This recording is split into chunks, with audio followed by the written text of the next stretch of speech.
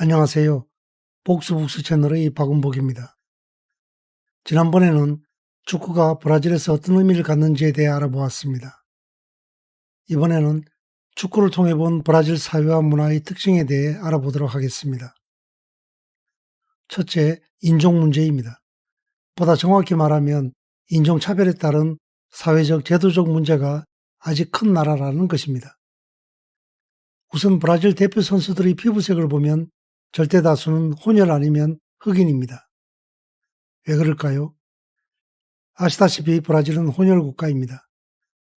그리고 2022년 인구조사의 자료에서 보다시피 백인이 43.5%, 혼혈이 45.3%, 그리고 흑인이 10.2%를 차지하고 있습니다. 물론 이 조사는 응답자 자신이 백인인지 흑인인지 아니면 혼혈인지를 말하면 그것에 따라 자동 등록된 것이므로 문제의 소지가 있기는 해도 최소한 백인이 거의 과반에 해당하는 것을 알 수 있습니다. 그럼에도 어째서 축구 국가대표 선수 중에는 백인을 거의 찾아볼 수 없고 혼혈 혹은 흑인이 절대 다수인지 그 이유가 궁금할 것입니다.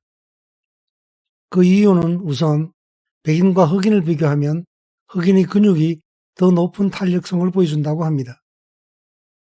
하지만 그것만으로 해답이 될 수가 없습니다. 제가 생각하는 바는 다음과 같습니다. 중남미 전체가 그러하듯 브라질 역시 식민 역사를 가지고 있습니다.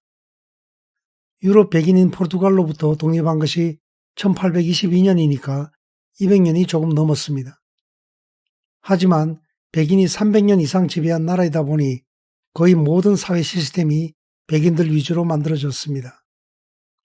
그 결과 200년이 지났음에도 혼혈이나 흑인이 사회적으로 신분 상승할 기회가 많이 주어지지 않았습니다. 흑인 노예들의 신분 해방은 1888년에서야 이루어졌습니다. 지금으로부터 약 140여 년 전입니다. 30년을 한 세대라 보면 4.5세대 정도의 세월이 흐른 셈입니다. 내 할아버님의 할아버님 때 노예 해방이 이루어졌다는 것으로 따지고 보면 그렇게 많은 세월이 지난 것이 아닙니다. 문제는 노예의 신분에서 벗어나 온전히 브라질 국민이 되었다고 해도 과연 그들이 백인들과 동등한 지위에서 정당한 대우를 받으며 살고 있는지는 여전히 의문이라는 것입니다. 한 가지 예를 들어 보겠습니다. 일반적으로 민주주의 국가에서 신분 상승은 주로 교육을 통해 이루어집니다. 하지만 다음 통계를 보면 무언가 이상합니다. 비록 2018년 자료이지만 국가기관인 브라질 지리통계원의 자료인 만큼 신뢰성이 높습니다. 2018년 당시에 브라질 인구 중 혼혈과 흑인은 전체 인구의 55.8%를 차지했고 노동력에서도 54.9%를 차지했지만 정작 이들 가운데 관리직에 있는 사람은 29.9%에 불과했습니다. 반면에 관리직에 있는 백인은 68.6%에 달했습니다. 임금도 마찬가지입니다. 직장을 가진 흑인이나 혼혈의 경우 월 평균 소득이 1608헤아리였던 반면에 백인은 2796헤아리였습니다. 이러한 상황에서 흑인이나 혼혈이 사회적으로 신분 상승을 하거나 그런대로 여타 계층의 다른 사람들과 같은 수준의 삶을 살기에는 역부족입니다. 그렇다면 그 흑인과 혼혈에게 이러한 상황에서 벗어날 방법은 무엇일까요? 단편적인 생각이기는 해도 바로 브라질 국민 다수가 신앙처럼 받드는 축구를 잘하는 것입니다. 축구를 잘하면 선수의 몸값은 올라가고 펠레처럼 돈과 명예 그리고 고위공직이라는 권력의 자리에도 앉을 수 있습니다. 물론 펠레의 능력을 과소평가하는 것은 아닙니다. 그는 성실하고 합리적이었으며 많은 이들이 존경을 받았습니다. 하지만 그는 학력이 거의 없었습니다. 그래서 그런 분이 만일 축구를 잘하는 사람이 아니었다면 흑인으로서 브라질에서 그런 위치에 올라가는 것이 결코 쉽지 않았을 것입니다. 어쨌든 축구장에 들어서는 흑인 또는 혼혈 선수들의 머릿속에는 의식적이든 무의식적이든 팀워크보다는 우선적으로 내가 골을 넣어야 한다는 의식이 자리하게 됩니다. 그래야 이튿날 주요 일간지에 자신의 얼굴이 실리고 몸값이 올라갈 것이니까요. 넘버 9 호나우드 선수가 브라질 크루제이로 EF에서 네덜란드의 PSV로 이적할 때 600만 달러의 몸값을 받았습니다. 그리고 거기서 스페인의 바르셀로나로 이적할 때는 약 1950만 달러를 받았습니다. 당시 프로축구 선수로는 사상 최고액의 이적료였습니다.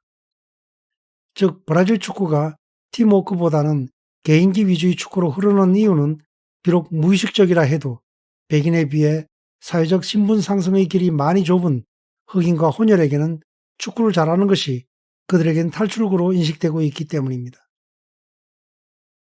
둘째, 축구를 통해 본 브라질 국민의 특성은 무엇보다도 다혈질이라는 것입니다. 여러 요인이 있겠지만 축구가 브라질 국민의 그러한 속성에 큰 영향을 준 것은 틀림이 없다고 봅니다. 물론 이것은 개인적인 의견입니다. 축구를 즐기는 국민은 전후반 90분 동안 공 하나하나의 움직임에 따라 엄청난 감정의 기복을 겪습니다. 공이 누구에게 갔느냐, 누가 골을 넣었느냐, 누가 실수를 했느냐, 어느 팀이 이기고 지고 있는지에 따라 그들은 90분 내내 흥분 상태에서 천당과 지옥을 경험합니다. 경기를 이기면 축포는 기본이고 아파트 베란다로 나와 총을 쏘아대는 경우도 있었습니다. 물론 옛날 얘기지만요. 그렇다면 축구를 좋아하는 국민은 모두 다혈질인가라고 물을 수도 있습니다. 우리나라의 경우 축구는 어떤가요? 한두 시즌으로 모든 경기가 끝납니다. 하지만 브라질의 경우 1년 52주 중 49주간 전국에서 축구 경기가 열립니다. 연말연시나 카니발 기간을 빼고 거의 매일 경기장과 매스컴에서 축구 소식이 전해집니다. 그러니 우리와는 다른 환경이며 비교할 대상이 아닙니다. 셋째, 축구는 여타 스포츠와 마찬가지로 지금 벌어지고 있는 현재의 경기가 중요합니다. 특히 축구를 즐기는 브라질 국민에게 어떤 선수나 클럽이 과거에 어떤 실적을 보였으며 앞으로 어떤 결과를 내놓을 것인지는 중요하지 않습니다. 오늘 이 순간의 경기가 중요합니다. 그러한 속성이 축구를 종교처럼 숭배하는 그 브라질 국민의 삶에 그대로 녹아있는 것으로 보입니다. 즉, 그들의 다수는 과거나 미래보다는 현재의 삶을 더 중요하게 생각합니다. 미래는 리우데자네이루 꼬르코바도 구릉에서 세상을 내려다보는 예수 그리스도가 알아서 잘 해주실 거라고 믿습니다. 왜냐하면 그들이 종종 말하듯이 하느님의 국적은 브라질이기 때문입니다. 그들은 우리나라처럼 겨울철이 온다고 해서 김장을 하거나 하는 경우가 없습니다. 물론 날씨도 무시 못할 것입니다. 겨울이라도 영하로 내려가는 경우를 볼 수 없고 눈은 평생에 한 번 볼까 말까 합니다. 그것도 남부 산간지대 경우의 얘기입니다. 브라질 국민 다수가 낙천적인 것도 이처럼 현재를 중시하는 그들의 속성 때문은 아닐까 생각해 봅니다. 여담입니다만 브라질 국민의 낙천적인 성격은 인류학자마다 다르지만 다수는 아프리카에서 노예로 끌려와 브라질 혼혈의 근간을 이루었던 흑인들의 성격에서 유래한 것이라고 봅니다. 원주민 인디오들은 본래 햇빛을 피해 숲속에서 주로 살았고 이러한 삶을 사는 민족은 그리 밝은 성격이 아니라고 합니다. 하지만 아프리카에서 노예를 끌려온 대부분의 흑인은 낙천적이고 밝은 성격이었다고 합니다. 그래서인지 정말 슬픈 얘기지만 300년 넘게 브라질을 지배했던 유럽 백인들 입장에서는 그들이 밝은 성격이었기에 노예라는 중노동에도 절망하지 않고 잘 견뎌냈으므로 경제적 관점에서 상품성이 높았다고 하더군요. 언젠가 브라질 흑인 노예의 삶에 대해서도 얘기할 기회가 있을 것입니다. 오늘은 여기서 마치겠습니다. 감사합니다.